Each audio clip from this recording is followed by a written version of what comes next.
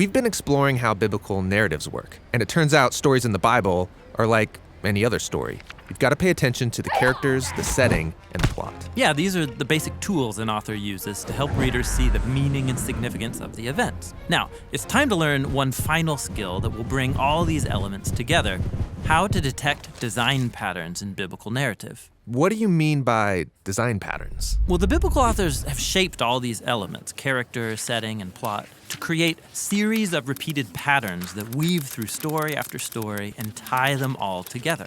When you notice these patterns, you'll see how different stories across the whole Bible have been coordinated to emphasize key themes. This sounds interesting, but how do you know how to find a biblical pattern? Well, biblical authors do it subtly. The best way to catch on is to watch them embed key words and images that link stories together. Take, for example, one of the main themes of the Bible, the complex and tragic human condition. Okay. So let's start at the beginning, where God is making a really good world. Right, 7 times it says God saw that it was good. So those are clearly important words. Now watch. God appoints 2 characters named Human and Life to rule this world on his behalf, and they're told that everything is good for them to eat. Except for the tree of knowing good and evil. So then the humans doubt God, and in Genesis we read, they see that it's good to take this knowledge for themselves. Then we read, they desire to become wise. And then finally, they take what they want. And everything falls apart.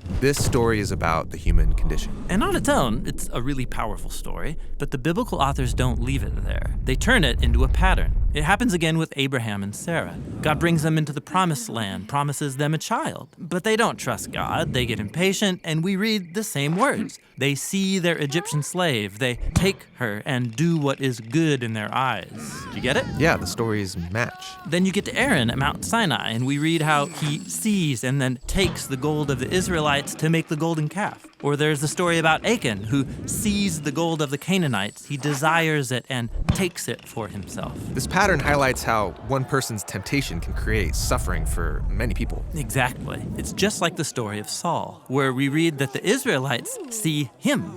They desire him and take him as their king so they can be like all the other nations. And Saul's reign leads them to destruction. Or there's the story of David, which says that he sees Bathsheba. He desires her and then takes her and then kills her husband. And then David's family starts destroying each other. So you see, it's just one basic theme repeated over and over. These stories are all designed to show the temptation pattern. Which is kind of a downer. But the repetition builds up anticipation. Perhaps someone will come and break the pattern. This is why the stories of Jesus have been designed to carry the patterns forward to their climax. Really? Yeah, like what does Jesus say when he's faced with his greatest temptation to avoid dying on the cross? Not my desire, but your desire be done. So the pattern flips, and you have one person resisting temptation, and his suffering provides life for many.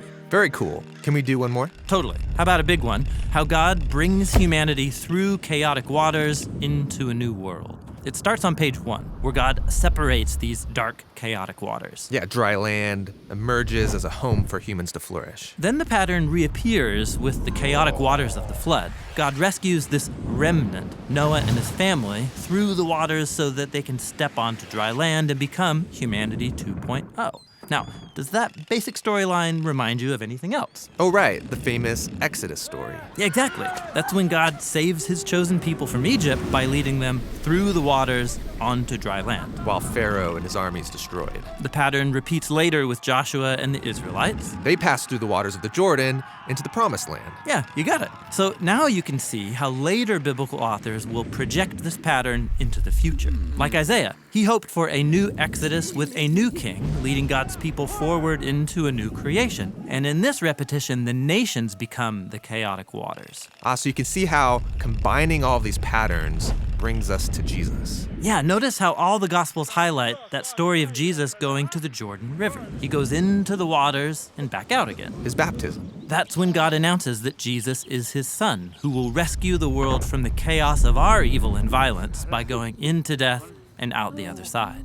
This is why baptism became such a big deal for Jesus' followers. It's about participating in this ancient pattern, going through the waters of death, following Jesus into the new creation. These design patterns seem really important. Yeah, they're actually the main way biblical authors have unified these hundreds of stories together. And every pattern develops a core theme throughout the whole biblical story that leads to Jesus. Great.